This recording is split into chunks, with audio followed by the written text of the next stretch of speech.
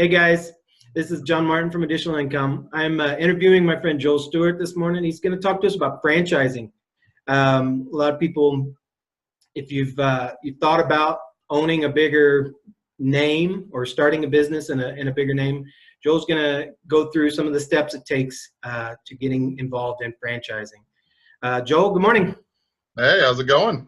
Hey, could you tell us a little bit about yourself, what brought you to this spot, and why you're working in this area of putting people in touch with franchises? Yeah, it sounds like a quick question, but it's really not. So, as most people know, when you get out of the military, it's almost like, what do I do now? You start it, you've got a career path, and then for one reason or another, either you voluntarily leave, or in my case, not so voluntarily, you end up getting out, and then you're stuck there wondering, what do I do? Right. And in my case, I was medically retired, and I physically wasn't well enough to work. So I kind of limped along. I even got to the point where I moved back into my mom's basement so I could have help with the grandparents with the kids. It's one of those situations. Sure. You never want to do it. You never want to find yourself in your 30s living in your mom's basement with two kids. But things got a little better, and I think one of the things that a lot of veterans have in common is if you can do anything, you do it. Sitting on your hands isn't really isn't really for us. So, as soon as I was well enough to start sitting up in a chair, I was going back for my MBA because I got a bachelor's in mechanical engineering, and I was a civil engineer corps officer. So I wasn't out. People talk about 3-4 deployments to Afghanistan. That wasn't my story. Right. I have a lot of respect for those people that did. I mean, that's crazy. So I went back to my MBA, and it was one of those things where I couldn't sit up in a chair for multiple hours. So I'm there in class, laying down on the floor in the back of class because I couldn't sit up the whole time, and everyone's looking at me like I'm weird. But I got through it, and so I got my MBA, and at the same time, I was feeling about ready to go back to work by the time I finished it. And so then I looked at what my options were, and the only thing that really made sense, because my family that I moved back with was so remotely located, away from major cities. It'd be an hour to commute to go to any type of job I qualified for. And my mom had a real estate brokerage. So I went into commercial real estate, and my first client had a business possibly for sale with the building. So I decided to look into business brokerage and try to figure out how to buy and sell businesses along with the real estate. Made sense to me. But it's one of those things where I got into it because it made sense, but it wasn't something that gave me a lot of personal satisfaction. Sure. There are some aspects of commercial real estate that I really like, but it wasn't something that really was, I felt like a good fit. I was doing it because it made sense, but not because. Yeah, paying the bills. Basically paying the bills. Well, trying to pay the bills, right? Yeah. But at the same time, I'm starting my own business. There was no commercial real estate component there before, and I'm trying to learn a whole new field. So yeah, I wouldn't say that I was paying too many bills. It was more racking them up. Trying to pay the bills. CCIM 101, the very first course, is like $1,300. It's Wow. Yeah. And then on top of that, the business brokerage courses to try to learn that, and then the professional memberships, and the CCIM and the International Business Brokers Association, all that. So it was like drinking from a fire hose. I just finished my MBA, but exactly. I didn't. There's more studying involved in this. So anyway, I go down to the International Business Brokers Association conference, and I learned about franchising, and it was one of those things where it just clicked. They were talking about how you meet with people that want to be entrepreneurs, but either that because of their situations they can't just jump in and try to start their own thing, or even there's a lot that goes into starting a business. They just don't feel comfortable trying to do something like that by themselves. Right. And then I found out that I got paid by the franchises for helping people find the right franchise. And I'm like, so wait. I can spend my life helping people accomplish their dreams. Yep. And they don't even have to pay me for it. Yeah. This is my kind of job. Yeah. I got certified with this behavioral assessment program for franchises called Franchise Navigator, and they break it down: accomplisher, influencer, which is kind of like sales, associator, which goes about team building and how you do with that, and then contributor, which goes to how important it is that what you do makes a difference, right? Right. And there's all sorts of stuff you can read into the numbers on those different scales. But the contributors, they say, if the person's got a score of around above 65, then what they do has to help people in some way. It has to matter, or they're not going to feel satisfied. Right. If it's above like 70, 75, it becomes like a primary factor. If it becomes above 80, they have to be doing something to help people, or they're not going to go into business. And if it's above 90, they're not going to start a business. They're not going to buy a franchise. They're going to be an activist. They're going to be saving the whales, join the Peace Corps. So there's that sweet spot. I scored in as an 82. Yeah. So, so you're just below saving the whales. yeah, just short of saving the whales, not quite there. And then on the other thing, the influencer score talks about your sales style. Right. And it's like, if you're below 55, you have no sales ability at all. Don't even try. If you're above a 65, but like maybe below a 75, that's your soft sale range. Like if you see value, you can sell. And if you're above like a 75, you could sell anything to anybody. Sure. Right. Yeah. Sell a jet ski to the senior home. But yeah, there's this whole range there. I scored like a 62. So it's like, okay, I'm a terrible salesman. Right. And I love to help people. So why am I doing commercial real estate and business brokerage when I could go into franchise consulting? And it's just such a good fit. I love it. Well, it's interesting. It's interesting. You said it just clicked, and I think it has to do with passion. I mean, I find a lot of the veteran community, and I mean, I'm just out. I just got out in December, and I've met maybe one person that was kind of like, nah, man, I don't want to help you. I mean, everybody else has just been like, yeah, man, hey, I'm doing real successful at this area. This is how I did it. They don't have any problem sharing that information. And that probably, there's, whether you got out years ago or reasons why you got it, you're still a vet. And I think that that's still ingrained in you, I mean, and I think that probably has a huge, but passion, when you're working in your passion, it just makes you happier to be doing it. Yeah. You know what I mean? Kind of with you. I chatted with you on the phone the other day for like, 2 or 3 hours? Almost. Yeah, it was a while. we're just shooting the breeze because I like helping people. I like informing people. If you like doing it, it's not really work, right? So. Right. It is. Exactly. That's exactly right. And that was, one of the things that speak a little bit more towards, the fact that when we had talked, I was like, well, the franchising seems daunting, and the initial cost and all this other stuff. But there's a lot of information I had no idea about franchising that you really shined some light on the other day. And I think that if a lot of people knew about that, there would be a lot more people interested in franchising, because it's kind of like what you said. They get out, they don't know what they're going to do next. They're kind of this oh crap moment, like, hey, I need to go to school, or I need to start get hired by somebody, but I got to make money. And it was interesting. Some of the things that you said was that some of these franchises, you can use alternative ways to fund and get into these franchises. Could you speak a little bit to that? Yeah. When most people think about franchising, they think of McDonald's.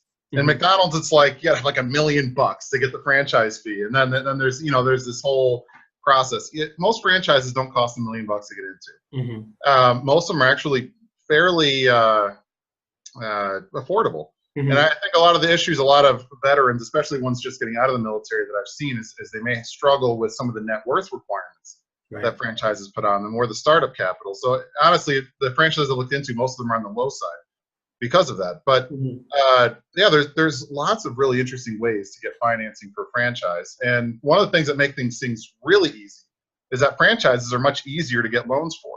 And the SBA right now, and they seem to go back and forth and change it, but right now the minimum down payment is about 10%. So there's a franchise and they say, oh, your total investment cost is going to be $200,000, but you might be able to get into that for 20 grand.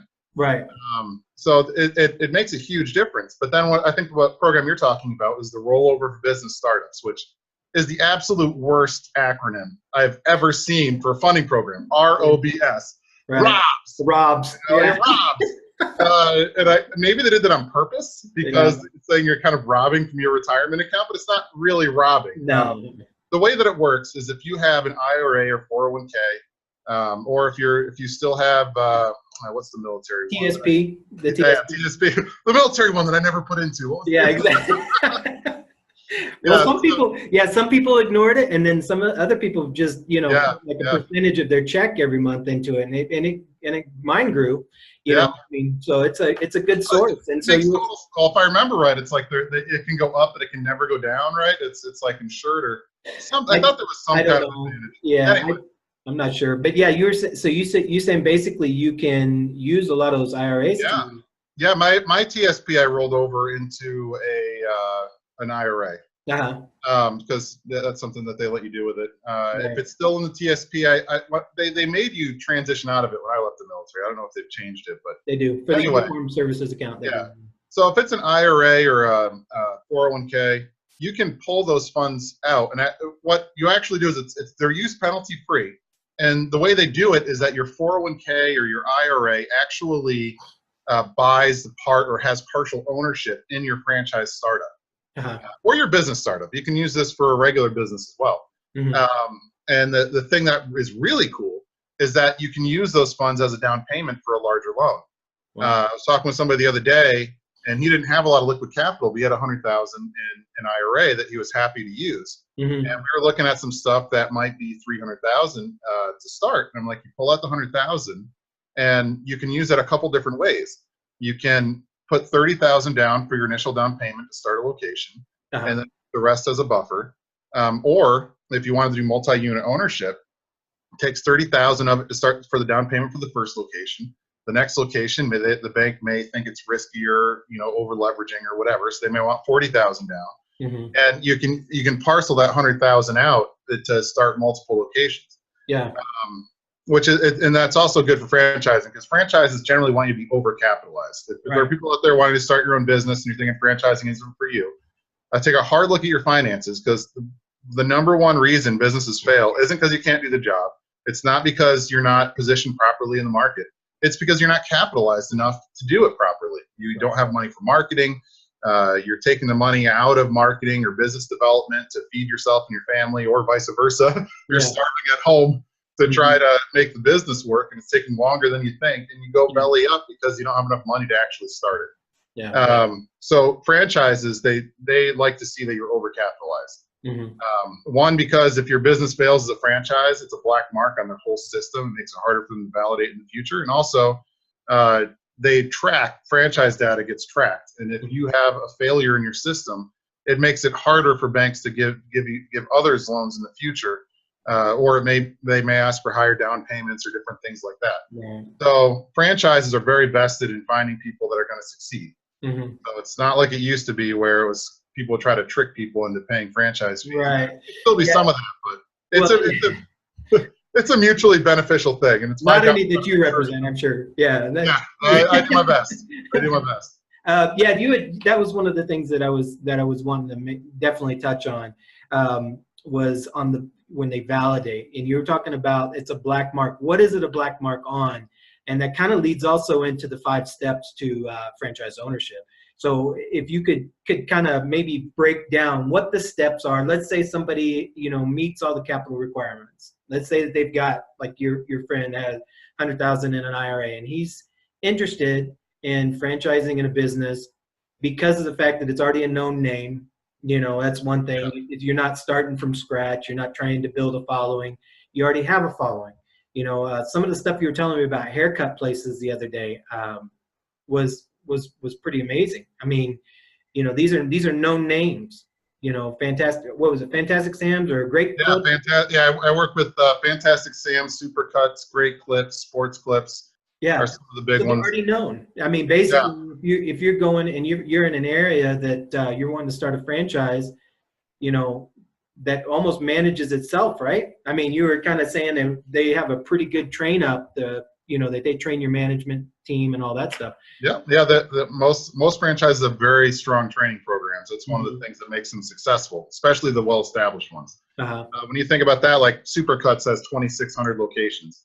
Their average franchisee owns 6 locations. Their Great Clips has 4,400 locations across the U.S.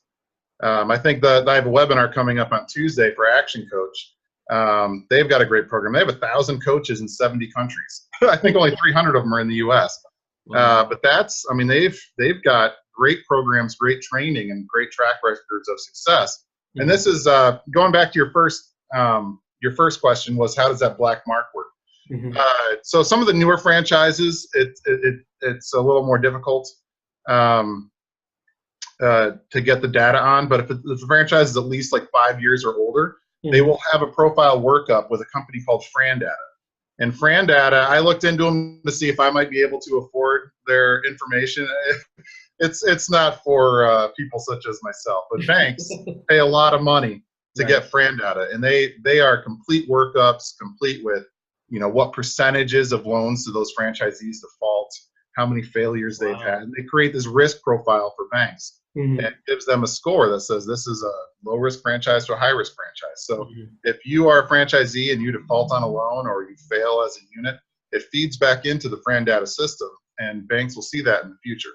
So that's the way that's one of the ways, besides the issue with validation, where you can put a black mark on the system. Mm-hmm. And the other is reviews. I mean, if you've got a failed system, that person feels like they were betrayed by the franchisee and they made promises and didn't make it. In the world of social media, that's going to be everywhere. Oh, yeah. You're going to Google the company. What's this franchise look like? And it's going to be like, this company's a fraud. Yeah, and those folks with negative remarks, man, they somehow, I don't know who is doing their SEO, but they get like the top. You know, it's almost like the negative remarks about anything these days is like the top search result. So it behooves these companies obviously to maintain a really good group of franchisees, you know, the people that they're entrusting their name and their brand to. So so I'll go with that to go into the 5 steps. So validation is step number 3. We've mentioned it a couple of times. It is the point. It's the part where you call existing franchisees and basically interview them mm-hmm. and see what life has been like for them. And so when a company says we validate really well, that means when you call our franchisees, they're all going to be glowing. Right, and I've seen one. Like I ran into the guy that does budget blinds here in my town, and he was a veteran. Mm-hmm. And it's kind of funny because the company or the franchise is sort of, I'm not going to say he's upset at him, but he likes to do all the installs himself. Mm-hmm. And there's a general statement in franchising where it's like, if you're working in the business, you're not working on the business. Most franchises want to see franchisees that are working on the business. They're growing it. Most of the technical stuff is being handled by employees, technicians.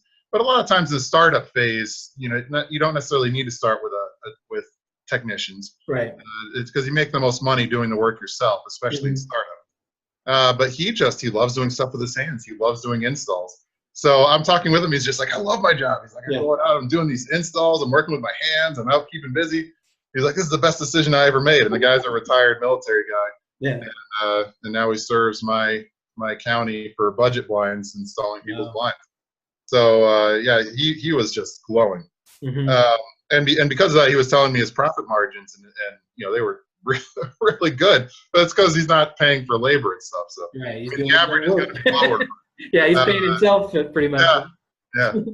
That's one of those, you know, kind of high margin businesses. So anyway, so the 5 steps. The first one's going to be an introduction phase. And this step, and if you're working with me, what I'll do is I'll connect with the franchise. We'll set up an initial phone call or webinar, and then we'll get on the webinar together and we'll go through it. And then I usually call you afterwards and have a follow-up. Some franchises, it's just that first phone call is pretty much the whole introduction phase. Other franchises, it's a whole series. I walked another veteran through Pride Staff back in June. They're a staffing franchise, and they had like 6 hour-and-a-half-long phone calls before getting to the next step. So every franchise is a little bit different in how they do it. Mm-hmm. But this initial phase, it's like a 2-way interview. You're asking them questions. You're trying to get a feel for what they're like, what your role would be, trying to get a lot of those initial, uncertainty questions, clarifying questions out of the way. And they're trying to see if you're a good fit for their business too, because if they're an established franchise, they've got a good idea of what kind of franchisees work and which ones don't. Mm-hmm. And just to give you an idea of my opinion of an established franchise, there's emerging brands and there's established franchises. In my opinion, emerging brands is less than 20 units. And established is going to be over 20 units. Okay. I generally like to see 50 or more. Mm-hmm. But when you think about it, when you compare 4,400 units with Great Clips to another franchise that has 20 units, and you're like, oh man, they only got 20 units. That's nothing. When you think about it, think about your business.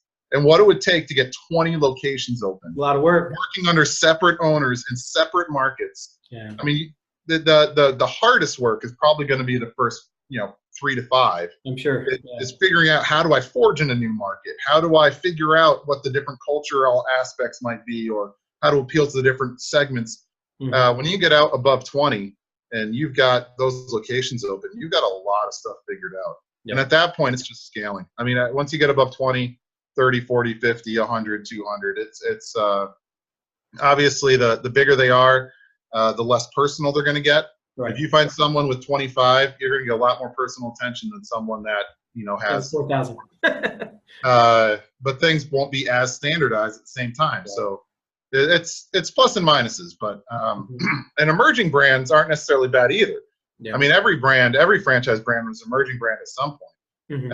Even McDonald's. They started out somewhere.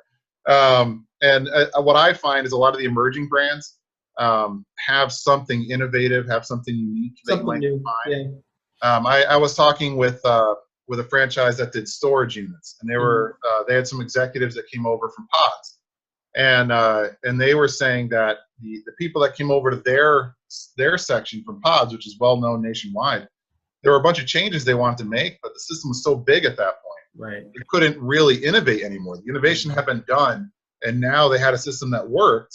And some things, I mean, obviously, some things here and there can be innovative, but sure. They had a system that worked, and if it ain't broken, don't fix it, right? Exactly. But that doesn't mean that certain things couldn't be done better. But like when you've got franchisees out there with millions of dollars and say a storage unit like a pod, in each location there's millions of dollars of pods. You make a change to that, a new standard, it affects a lot of people. It's millions and millions of dollars to roll that out nationwide. Yeah. So some of the newer ones, they may not be established. They may not even be in 20 markets. They may have certain innovation aspects that make them really unique. So it's really about trying to find the right fit. And you can do that in that introduction phase. You can give you as a person that's interested in franchising with them. Do I really want to be a part of this business? And it gives them an opportunity to go, is this guy going to be a good fit for us? So in my process, I try to get people to do that introduction phase with 5 or less franchises. Because I work with about 350. I can introduce you to any number of franchises, but it's all time commitment on your part. Yeah. And the farther you get along, the more bigger that time commitment gets. Right. So that's the introduction phase. Sorry, I can talk a lot. That's all right. That's all right. So the second step is going to be the franchise disclosure document review. This is a big document. I mean, I've seen 90 pages. I've seen them 370 pages. And there's probably ones even bigger than that. Okay. And this is everything the government requires franchises to disclose to you. And there's a minimum waiting period of 14 days after you sign a receipt that you've gotten this thing before you could purchase. So even if you said, I want to buy this today, right? Because the government doesn't want franchises hard selling people. Right. So there's a minimum 14-day waiting period. This document has a lot of interesting stuff in it. If there's any lawsuits against the company or the company against the franchises, it'll all be listed there. If there's been any bankruptcies in the past, there'll be a business history of the franchisor. There'll be a detailed breakdown. So when I send people initial information about a franchise, it'll say, estimated investment 70,000 to 100,000, or 200,000 to 300,000, or 500,000 to $1 million. Whatever the number is. So that is just a general number. There's a detailed line item cost breakdown of what goes into that investment number. So you'll be able to see by line item, we think this cost factor is going to be 50 to $60, or 50,000 to 60,000, whatever. They'll break it down for you. The other thing that's going to be in there is any requirements placed on you by the franchise, which may be a lot or maybe a little, depends on the franchise. Any additional fees, are there proprietary software systems they require to use that have monthly fees? Can you find your own suppliers? You'd have to use theirs. All of that's going to be in there. 2 things near the end that are a particular note for most people is item 19, which is the financial earnings statistics. And this is important, and this is where a lot of people get frustrated with franchises, is the government doesn't allow a franchise to just give what they call an earning representation. Oh, you're going to make $2 million in this franchise. You can't say that anymore. All you can say is literally what's in that item 19. So if the item 19 It used to be rare. Not many franchises used to have them. Now, because there's like 3,000 franchises in the U.S. right now, they're more of them are having to be competitive. Yeah. So in this item 19, it's going to have listed out some kind of percentages, if there is anything. And sometimes it's useful, sometimes it's not. I mean, if it's really useful, it'll say, here's our average gross revenue, here's our average margin, here's our average net income. Right.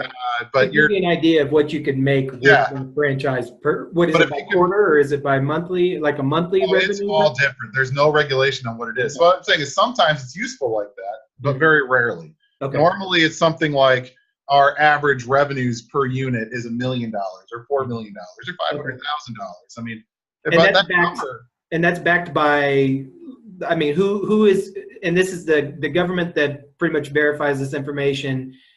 And no, it's not that the government really the government has to approve what they put out there to make sure it's not misleading. But if they put out false information and it's discovered, their franchise will get destroyed by the government. Right, basically. Yeah, it's fraud. Yeah. So these have to be actual statistics from their franchise. Okay. So sometimes it'll give you really useful information. Sometimes it'll give you unit information. We're a property management franchise, and we average $2,000 per door. Okay, well, how many average doors does a franchise have? Well, that information's not in there. I can't tell you about it. Or we have our franchise makes $4 million annual revenue. Well, what's your margin? Are your franchisees making that? And those are all questions. 10%.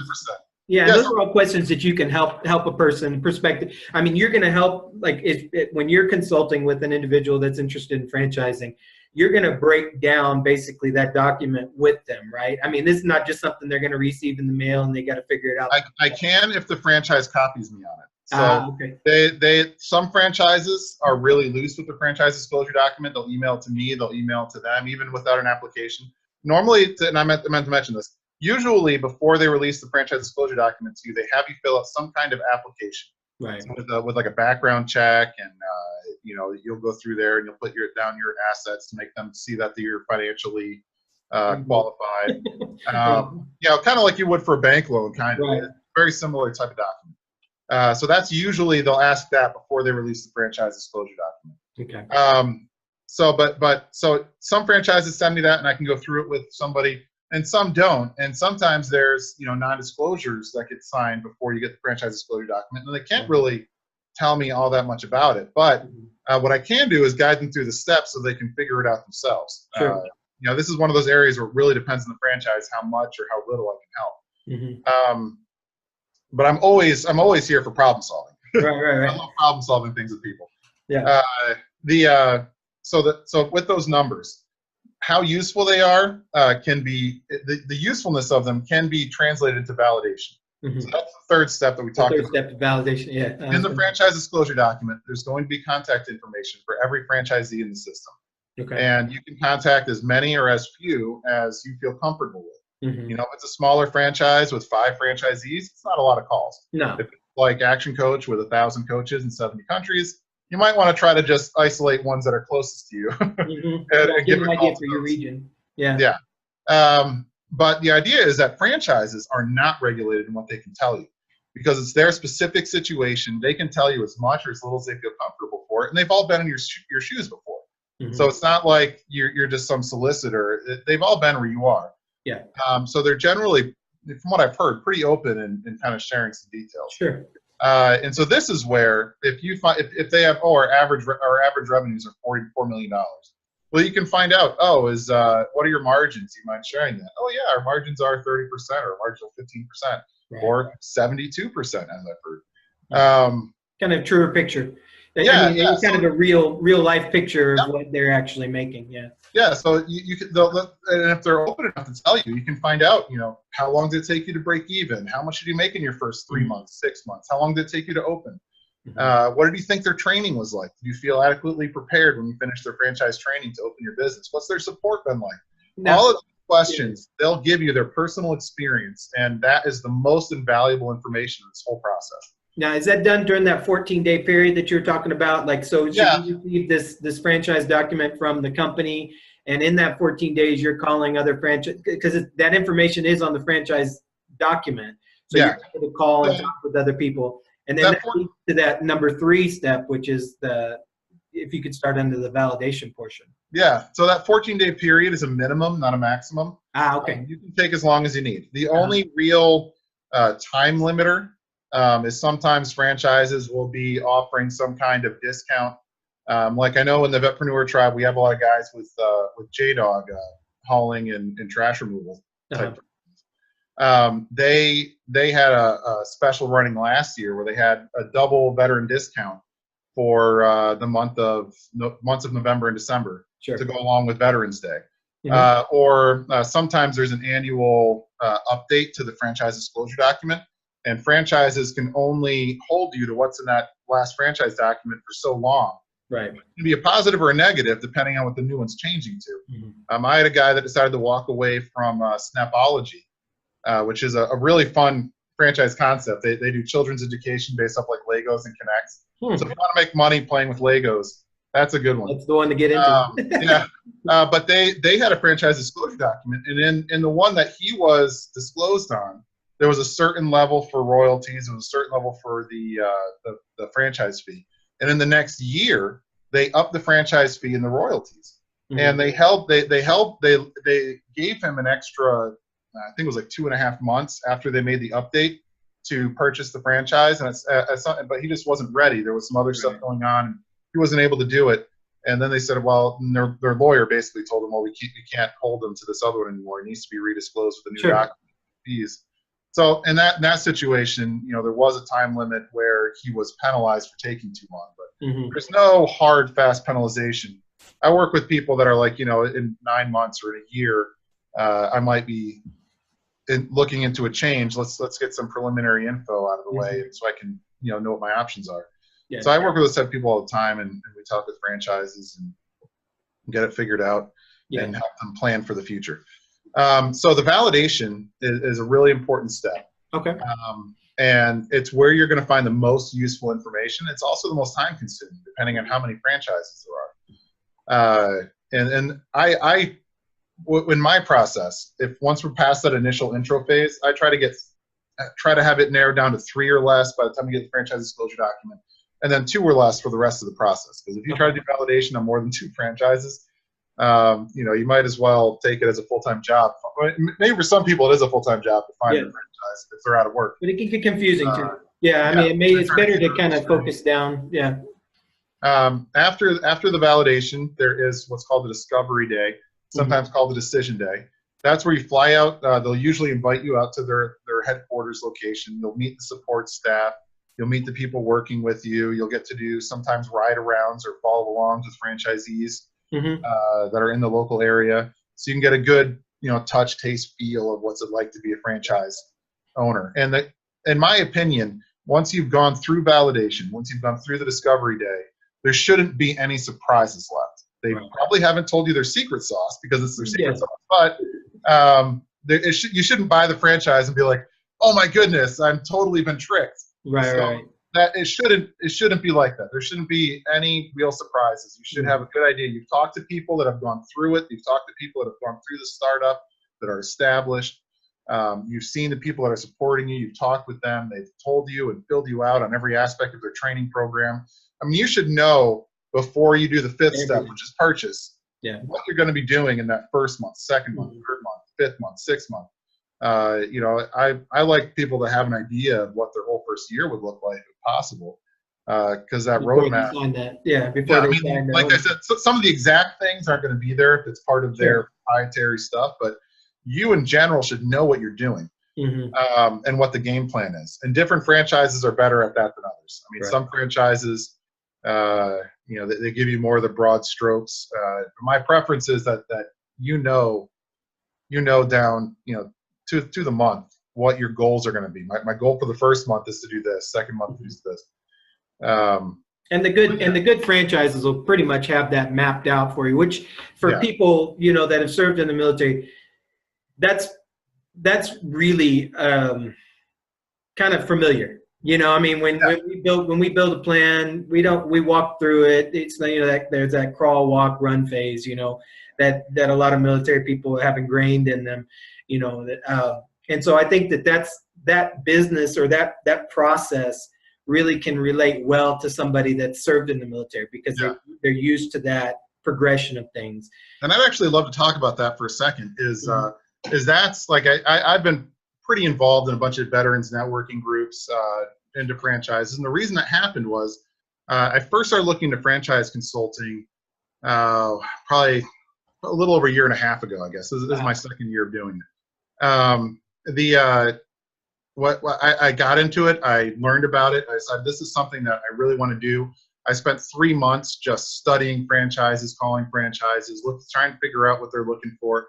I went to a franchise conference a little over a year ago now. And when I got to meet a whole bunch in person, not just over the phone and chat with them, the one thing that kept coming up, and I'd be like, what is the ideal franchisee for you? Almost across the board, the first word that came out of their mouth was veterans. Yeah. We want veterans. Almost everybody. It was just like a chorus. We want veterans. And I was like, well, I'm a veteran, so why is it like veterans? Fit that description. Like, we have a system that works. Yeah. We just need people to do it. Mm-hmm. And we get civilians out there, and civilians they think they're all super clever and they're going to reinvent the wheel, and generally when you try to modify our program, you make less money. Yeah. But veterans, they take everything that we've got, and they do improve on things. Mm-hmm. But they can just replicate the system, right? Like no other franchisees. And when you replicate the system well, it's generally the most profitable. So I have all these franchises telling me our most profitable franchisees are veterans. And when you think about it, veterans every couple of years move to a new duty station. They've got a whole new thing. Oh, well, here at this place we do it this way. Yeah. You need to replicate this system now. And we have a lot of practice. Yeah, just showing up our location, being told this is how you're successful in this location, and then being super successful at it. Mm-hmm. And the other thing is veterans generally you knock over a wall instead of being stopped by it.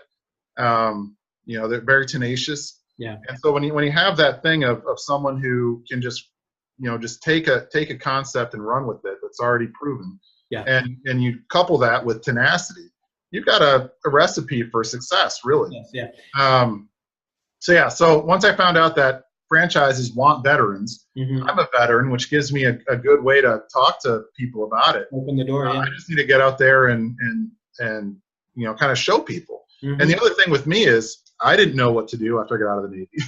I was feeling in the dark. I wish I probably would have gone a franchise route if I could have. If I could have found a good work from home franchise with my disability like I had it. I would have loved, like the Action Coach one I have coming up, I would have loved that type of franchise. That's definitely one of the ones I got to see myself buying.